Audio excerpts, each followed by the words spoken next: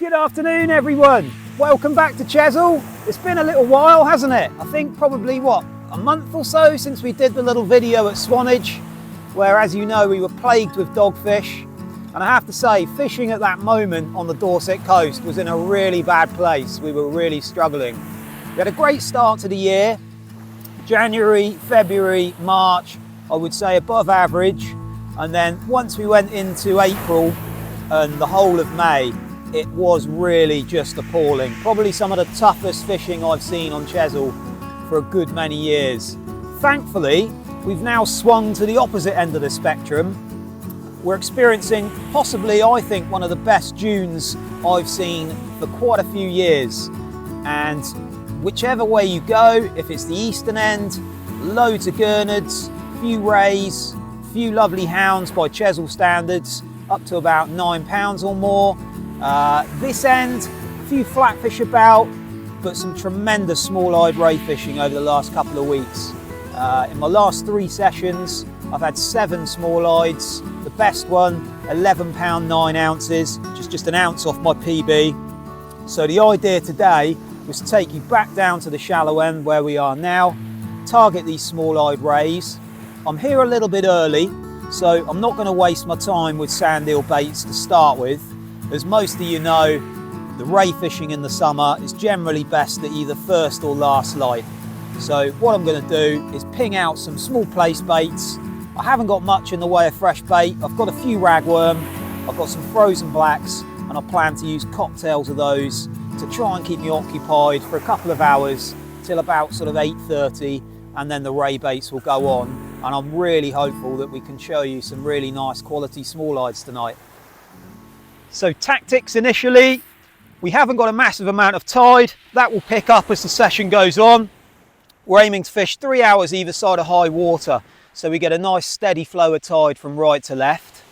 Initially, a little bit too bright, water's a little bit too clear to go after the rays in full sun. So we're going to occupy ourselves, as I mentioned, by maybe targeting a place, a dab, a tub gurnard, possibly even a smooth hound may pick up a worm bait.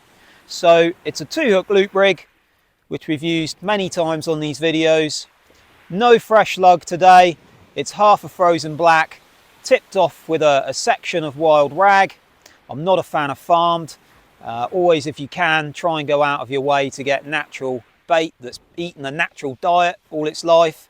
I'm sure the scents and smells seem to work a lot better than some of the farm stuff that seems to be infiltrating a lot of the shops.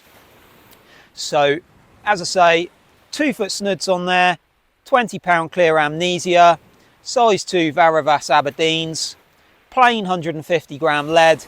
That's just going to be allowed to roll around in the tide. There'll come a point in a couple of casts time where it'll be too much. We'll have to go onto wires, but for now, that's how we're going to start. And then as the light starts to dip, we will put the ray baits on, and hopefully you'll see the reason why I've brought you down this end today. So it's actually quite nice today to be fishing in a slightly cooler temperature. It's only about 19 degrees today. Previous sessions it's been up around the high 20s, and keeping bait fresh becomes a real headache. What I've actually just discovered, might be worth showing you actually, is rather than ice blocks, which we all know after a couple of hours they tend to kind of start to thaw out and they don't really contribute as much as you ever want them to. What I've actually found online is these. So they come flat, basically fill them with water, and if you can see a side profile, but it's an incredibly thick block of ice. Now, you're not going to want to carry that far, that's one thing I would say, but if you're fishing relatively close to the car, what I've actually done, they fit perfectly in the bottom of this Coleman cool box, and I've got one on the bottom. Then I've got all my frozen bait, which I'm not going to be using until about 8:30. So it's got 3 hours where potentially it could start to defrost. So one on the bottom, then I've got all my frozen bait on top of that one, and then this one over the top. So it's completely sandwiched, no gaps. And I know that in a couple of hours time, my bait will be like it was when I took it out the freezer earlier on. So yeah, little tip really, I guess. But if you can find any of these in your local stores or online, well worth a go.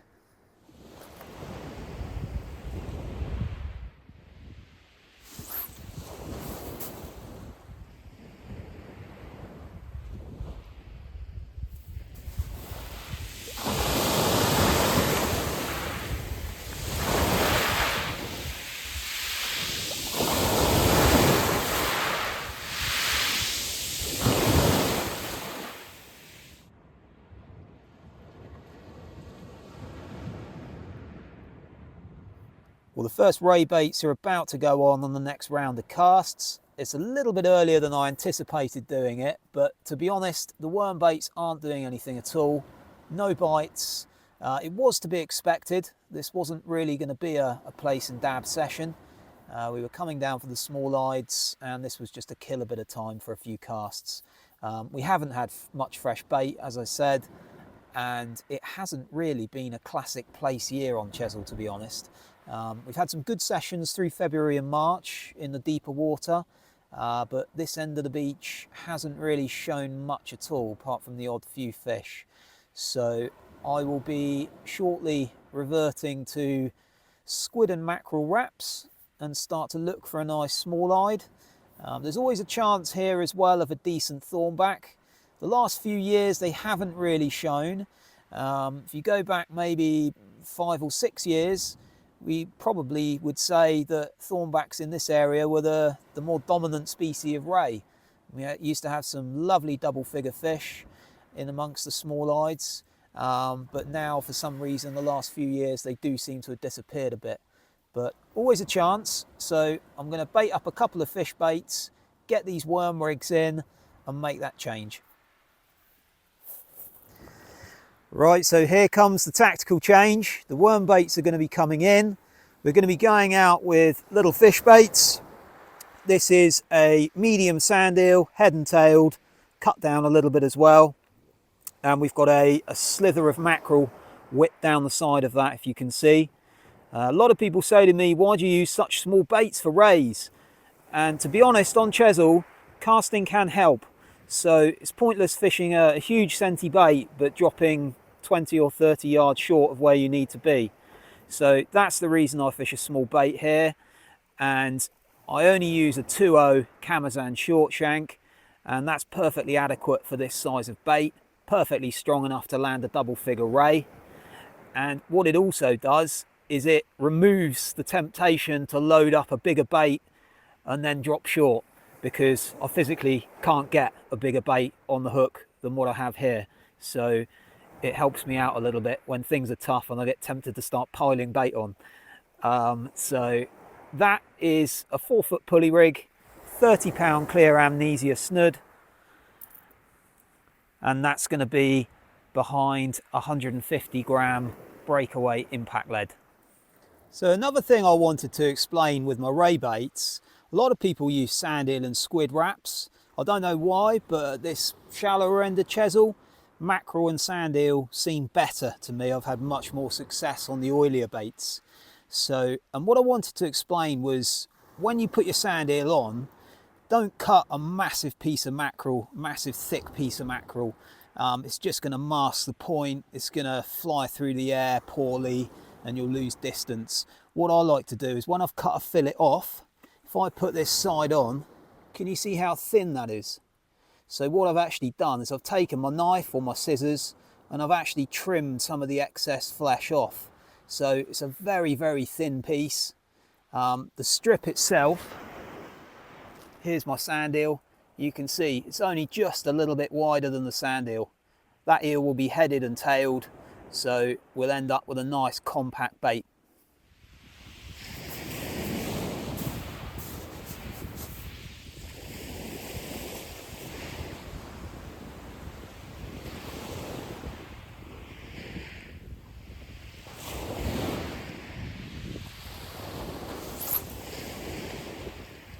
Well, I'm having two issues at the moment. The first one is spider crabs. Literally almost every cast on my place rig, one of my hooks was missing, which is unusual because they haven't been too bad at all this year. So tonight's the first night I've had any sort of problem with them. The second issue, the last couple of days we've had a pretty strong onshore wind. Not enough to colour the water or create a big sea. It's flat calm, gin clear, but it has put a lot of weed in the water. Initially, the tide wasn't too strong, so it wasn't too much of a problem, but it seems now to be dragging an awful lot of surface debris down from the Bridport end of the beach, and the first 20 to 30 metres of water are full of floating green weed and this brown stuff as well. So fortunately where I am is a very soft clay seabed, so the leads are well dug in, so I'm not getting broken out.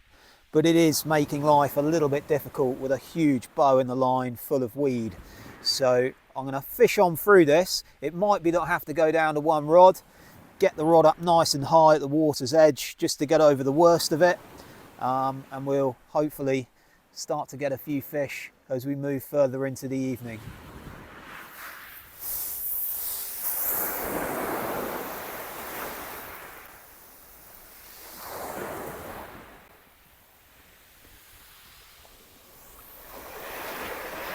Well, this weed is appalling at the moment. I'm down to one rod. My tripod right at the water's edge, just to try and keep above the worst of it. Unfortunately, it's quite fragmented and quite broken up. It's actually easier on Chesil when you get rafts of weed, because you can just either go high or low with the rod and avoid them. But this is everywhere.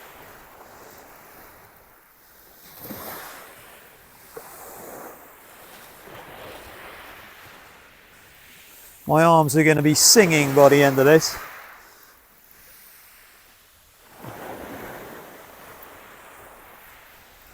For anybody that's familiar with this end of the beach as well, you do need to pull grip wise out of some fairly soft clay. So that, coupled with a nice bit of weed, makes for a bit of a hauling session. But we'll push on through this because we've got a beautiful bit of tide coming down from the right hand side, and this really should produce something tonight. As I say, the recent form's been excellent this end of the beach. It's been rays every time, and decent rays at that. We've just got to work through this weed. Actually, this cast doesn't feel too bad. The bulk of that was me coming out of the seabed. There's a bit on there for sure, but the last couple of chucks has been hanging off the line. And I've just caught up with a big lump of it now on my leader knot.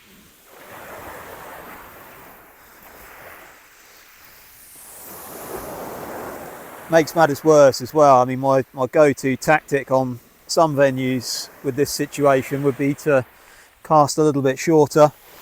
The logic being you've got less line in the water, so you should collect less weed. But sadly here we've got no option but to fish at distance, because that's where the rays have been coming from. There we go. Got a huge great blob of it on my leader knot. And actually it's slipped down, it's on my swivel. Pick that little bit off the knot. There we go. This is basically what we're dealing with. So we'll get a fresh trace out there and try again. Well, this elevated rod position is helping. It's getting me over the worst of the weed in the edge. I'm still picking up some, but I'm holding out there for 20 minutes at a time. There's all manner of different stuff coming through, branches, pallets. It's a classic summer session after a bit of a storm, but we'll persevere. As I say, the rewards are there if you can fish effectively.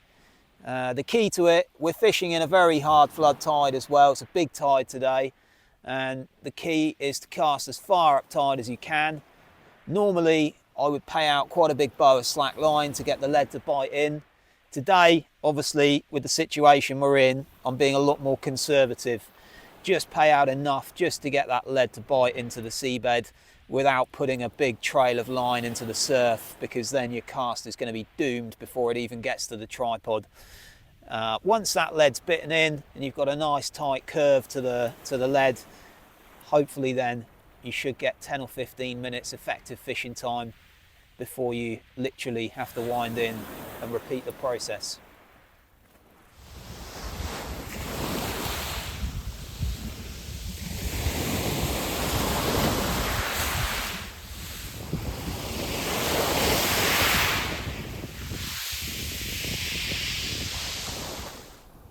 Well, not the intended target on my ray bait, but a pretty little customer nonetheless. The only problem is with all the weed, I can't honestly say I saw a bite, so I could potentially have been sat there wasting 20 minutes with a nice small-eyed swimming over my bait, but never mind, it's a start. Hopefully Mr. Ray will be next. Right, well, we have managed a small-eyed, as you can see. Not quite the size I was after. As I mentioned earlier, the last couple of weeks, Chesil's produced some fantastic fishing for these. Well into double figures. As I say, up to 11.9, the best fish I've had. And that's really what I'd hoped to show you tonight. Something over that £10 mark. But the weed had other ideas. It's been almost impossible to fish at times, getting dragged around all over the place with massive clumps of it clinging to my leader knot and all over my main line. But at least we've had the target, and hopefully over the next few days, when it settles back down, the weed will disappear and we can get back to how it was fishing prior to this little blow. But that's it from me tonight. Tight lines, and I'll see you next time.